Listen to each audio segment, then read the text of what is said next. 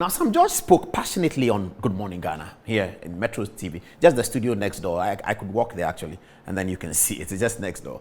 All right. Now, when Sam George was speaking, he didn't put it in the context that I'm coming to put it, but I'm going to put it in a very interesting context of what Sam George said. Now, what Sam George said is a clear distinction between the leadership styles of Samuel Ofosu Ampofo here on my screen and Johnson Asiedu Nketia, my good friend. Now, listen carefully, viewers, when I play the tape. So, on the left of the screen is Samuel Ofosu Ampofo, who was party chairman at a selection process where minority leaders were selected in January 2021. And the process that they went through to select those leaders, this is on 6th of January, 5th or 6th of January 2021, because Sam George says it's before the election of the speaker. They had a process, and that was led by Chairman Ofosu Ampofo. Now, Johnson Asiedu Nketiah also has determined the process to change the minority leadership. So listen to the narration from Sam George, and it is the difference of leadership between Ofosu Ampofo, who the NDC have rejected, and Johnson Asiedu Nketiah, whom they have elected. Yes, Sam George. I believe that their consultations may have been done at their level, but I believe that it was not far-reaching enough. I believe that a little more consultation, in this case engagements, could have happened. They consulted, based on what they have said publicly, with members of the Council of Elders and stakeholders in the party. After those consultations, they proceeded to write a letter to the Speaker. And that is where I think the crux of the matter is. Randy, I have heard the argument that when a president is going to appoint, he calls the person he's going to appoint. When they were going to appoint Ejapa Mesa, he received a call from the presidency telling him that the president has so chosen to appoint you or nominate you for this appointment. If he is going to be reshuffled from deputy energy minister to maybe finance minister to replace Ken Oforiatta, the president need not have an engagement with him. The president would literally announce it, and he needs not come back to parliament for vetting again, because he's been vetted once. Now, that is the logic being espoused by Adom-Otchere on the need for engagements with the parliamentary caucus at the beginning of a parliament. Who's Adom-Otchere? The national headquarters. Oh, okay. Yes. At the beginning of the session, where on the 4th of January 2021, I remember very well, 4th January 2021, we met in the DF Annan Hall in Parliament with the then leadership of the party, and there were conversations about who would lead the caucus. Adom-Otchere again at that time came with a list of names and engaged the MPs who were going to be led by those people. When they came with those names, there were counter names from within the caucus.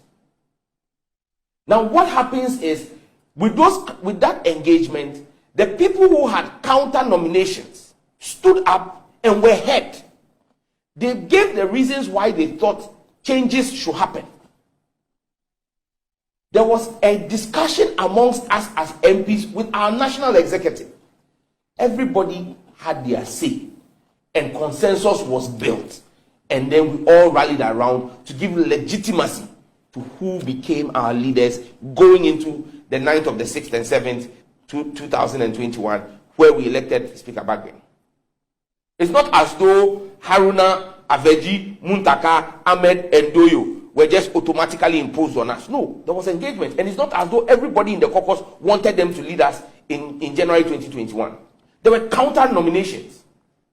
But nobody questioned the legitimacy of the Haruna-led group in this 8th parliament, because everybody who had an opposing view was heard. And that person knows I was heard, but my position did not hold sway.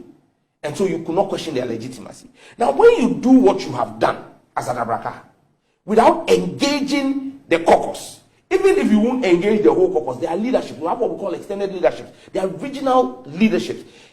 The problem I see MPs having, Randy, is not about the change. The problem in the caucus is not about the change. The problem in the caucus is not about capacity of the change, the people who are being changed. The problem of the caucus is the lack of engagement. The fact that as members of parliament, we heard about a change in our leadership on radio. And many of us had eggs in our faces because we said it is fake. Until Adabaka came out and said, yes, we wrote that letter. Randy, even senior high school, the headmaster doesn't sit in his office and just appoint who becomes head boy. Right now, they do manifesto. They do voting. And I remember very well in that meeting of the 4th of January, this issue came up about how our leadership in parliament is being selected or elected. And we looked at best practices across the world. Caucuses actually elect their leaders.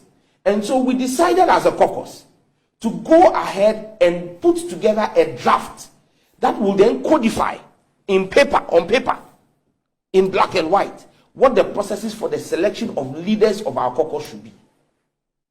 Unfortunately, we haven't worked on it or carried it through and couldn't get it ratified at the last Congress. And so today, it is left to convention. Because Randy, those who say that there is nowhere in our constitution where it says MPs must be consulted, there is nowhere in our constitution too where it says that a national executive should elect leadership for parliament. So the election of leadership... But that has been a convention. Absolutely. But the convention has also been engagements. Okay. You get the point I'm making? Because we've run this by convention, where the national executives have chosen, but they have engaged the caucus. Because Randy, why you need to engage the caucus is to prevent what we are seeing now. Because what you need as authority, as a leader in parliament, is the legitimacy from behind you. And that legitimacy from behind you comes from consensus.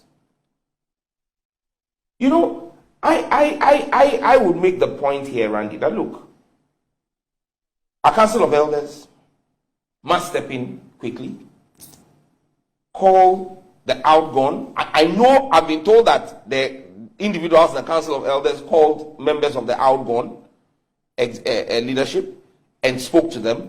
But I hold the view that the way to resolve this matter is first and foremost within the next 24 to 48 hours.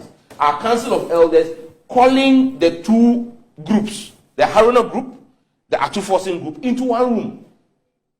I have seen communication that says that Atu and Kwame met with Honorable Haruna yesterday, and they had productive conversation. So this is... All right, I deliberately made the videos long so that you can understand. So Chairman Ofosu Ampofo, when it was his turn to determine it, had, as you heard some judge say, consultations, reasonableness. Let's go to Parliament and talk to them. This is, I said 5th or 6th, actually 4th January. The election results were declared sometime 10th or 11th of December, and parliamentarians put together a few issues, as we all know, and then finally we settled it. So on the 4th of January, as some judge said, Ofosu Ampofo, as chairman and leader of the party, went to meet the MPs and said that, what do we do? According to what some judge is saying, there were challenges. And then they came to a consensus, and a sort of election occurred, and then they agreed on the leaders. That was Ofosu Ampofo style. Johnson Asiedu Nketia style is that MPs heard it on radio and said it is fake. And he said, no, it's not fake, I've done it. That's who he is. Johnson Asiedu Nketiah, that is who he is. The man was my neighbor. I've told you. I know him. That is who he is. He's not going to change anything.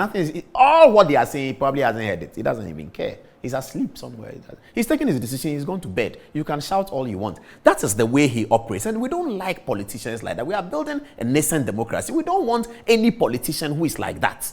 It has to be consensus, consultation, law, paragraph, article, and then we move on. Less emotions, no ego, no power play, no I am up there, nobody can say anything about me, I'm the mosquito biting everybody. But that's what he is. Johnson Asiedu Nketiah's kind of leadership is what you heard some judge describe. And you see how surprised he is. And he's comparing it with a lot of nostalgia to Ofosu Ampofo's processes on 4th January 2021. Some judge is expressing a lot of nostalgia. He wishes that event on 4th January occurred again now. If anybody wants to change leadership, that's the reasonable way to go. But you might not get that with Johnson Asiedu Nketiah. You will not get that. You will get his way or no way. That's it. That's how it is. Okay.